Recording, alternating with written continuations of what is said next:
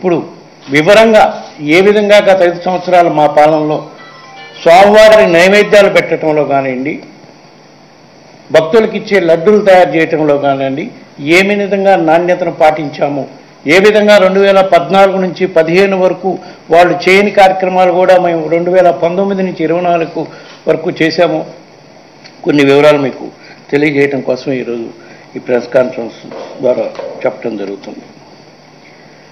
మా ప్రభుత్వం అధికారంలోకి రాకముందు 2019లో 2014 నుంచి 15 వరకు ఏదైతే సిస్టమ్ ఉందో, ఎందుకంటే మెయిన్ ఇక్కడ కావాల్సింది ఘీ, కౌ ఘీ ప్రొక్యూర్ చేసే సిస్టమ్ ఏదైతే ఉందో అదే లడ్డు తయారీలోకి వాడే కౌ ఘీ కానివ్వండి, మిగతా ఇంగ్రీడియంట్స్ కానివ్వండి, ఏ సిస్టమ్ అయితే 2014 నుంచి 15 వరకు ఉందో అదే సిస్టమ్ మేము అధికారంలోకి వచ్చినా కూడా 2024 వరకు వివిధ మార్పులు ఇంప్రూవ్మెంట్స్ చేసుకుంటూ పోయామే, కానీ అదే సిస్టమ్ కంటిన్యూ అయ్యాలి.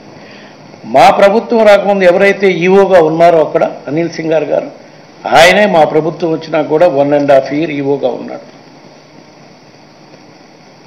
ఇంకా మేము భక్తులకు మెరుగైన సౌకర్యాలు చేయటం కోసం, పవిత్రతను కాపాడుకోవటం కోసం ఎన్ని మెరుగైన కార్యక్రమాలు చేశాము అంటే ఇందులో 2 భాగాలు ఆయన నిన్న మోపిన నెపంలో, ఒకటి స్వామివారికి సమర్పించే నైవేద్యంలో కల్తీ కార్యక్రమాలు జరుగుతున్నాయి అని చెప్పి నెపం మోపారు. స్వామివారికి సమర్పించే నైవేద్యం సుమారుగా రోజుకి 5 నుంచి 7 సార్లు ఏదో నైవేద్యాలు సమర్పించేదానికి ఉంటుంది.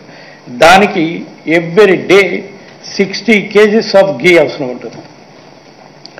మా ప్రభుత్వం రాకముందు ఆ ఘీ, మా ప్రభుత్వం వచ్చినా కూడా కొన్నాళ్ళు ఆ ఘీతోనే స్వామివారికి నైవేద్యాలు, ఆ ఇంగ్రీడియంట్స్తోనే స్వామివారికి నైవేద్యాలు ఏదైతే అప్పుడు సప్లైస్ తీసుకుంటామో వాటితోనే చేసే కార్యక్రమం జరుగుతుంది. గత 3 సంవత్సరాల నుంచి మేము ఇంకా 2 అడుగులు ముందుకు వెళ్ళి స్వామివారికి సమర్పించే నైవేద్యానికి ఘీ కానివ్వండి, వాడే ఇంగ్రీడియంట్స్ కానివ్వండి, అంటే రైసు, డాలు, ఇవన్నీ వాటెవర్, అంటే వివిధ రకాల నైవేద్యాలు సమర్పిస్తుంటారు స్వామివారికి, పొంగలు, పాయసం, రకరకాలుగా పులిహార సంబంధించిన ఐటమ్స్ అన్నీ కూడా స్వామివారికి సమర్పించే నైవేద్యంలో వాడే ఐటమ్స్, ఇంగ్రీడియంట్స్ అన్నీ కూడా మామూలుగా మార్కెట్ నుంచి కొంటే ఆ మార్కెట్లో దొరికే ఐటమ్స్ అన్నీ కూడా మామూలుగా పండించి ఎరువులు, పురుగు మందులు వాడిన పదార్థాలతో పండిస్తారు. వాటి వల్ల స్వామివారికి విషపూరితమైన నైవేద్యం సమర్పించే పరిస్థితి ఉంది. దీన్ని మార్పు చేయాలని చెప్పి టోటల్ ఆర్గానిక్ ఇంగ్రీడియంట్స్తో ఇంక్లూడింగ్ ఘీ, ఆర్గానిక్ దేశీ కౌ ద్వారా వచ్చిన ఘీతోనే గత 3 సంవత్సరాల నుంచి కూడా స్వామివారికి నైవేద్యాలు సమర్పిస్తున్నాం. కానీ ఈరోజు బాధాకరమైన పరిస్థితి ఏంటంటే ఏకంగా లడ్డూలో కూడా నాణ్యత లేకుండా చేశారు. తల్లి పాదయాత్రలో చాలా మంది వచ్చి నాకు చెప్పారు, అయా తిరుమలకి వెళ్తున్నాం, లడ్డూలో నాణ్యత లేదు, నెయ్యి సరిగా లేదు, అన్నదానంలో ఏకంగా ఆహారం సరిగా లేదని అన్నారు చెప్పారు. తల్లి నేను అడుగడుగున మాట్లాడే దాని గురించి.